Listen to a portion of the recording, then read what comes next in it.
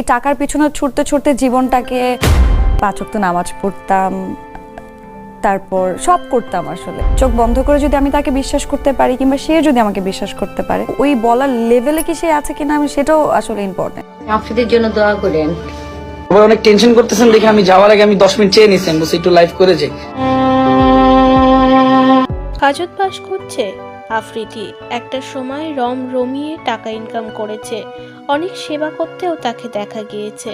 তবে আজ তার এমন অবস্থা দেখলে অনেকেই কষ্ট পাবে। সদ্য বাবা হয়েছে তিনি, ছেলের মুখটাও দেখতে পারেনি আফ্রিদি। জেলের মধ্যে গুরুতর অসুস্থ হয়ে পড়ে আফ্রিদি। অবশেষে জেল থেকে বার করে তাকে ডাক্তারের কাছে নিয়ে যাওয়া হয়।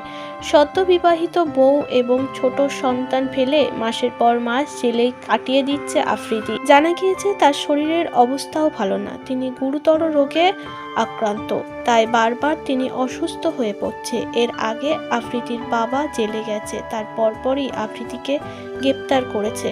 হাজার চেষ্টা করা সত্ত্বেও তিনি বের হতে পারছে না জেল থেকে। যখন আফ্রিদির টাকা ছিল তখন টাকা উড়িয়ে হাজারো নারীর জীবন নষ্ট করেছে, একের পর এক নারীকে ইউজ করেছে। টাকার দক্ষতায় পাহাড়ের ভয় দেখিয়ে সকলকে দমিয়ে দিয়েছে। তবে ভগবান সব অন্যায়ের বিচার ঠিকই করে। আফ্রিদি আজ বাবা হয়েছে, তার ছোট্ট একটি ছেলের মুখটাও সে দেখতে পাচ্ছে না। কেয়া পায়েল এবার মুখ খুলেছে আফ্রিদিকে নিয়ে। তিনি জানিয়েছে আল্লাহ সব কিছু বিচার করে।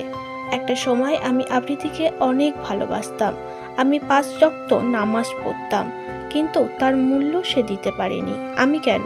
হাজারো নারীর জীবন নষ্ট করেছে, তাই আজ আফ্রিদির এই ভোগান্তি। কেয়া পায়েল আরও বলে, আফ্রিদি টাকার পেছনে দৌড়াতে দৌড়াতে নিজের জীবনটাই নিজে নষ্ট করে ফেলেছে।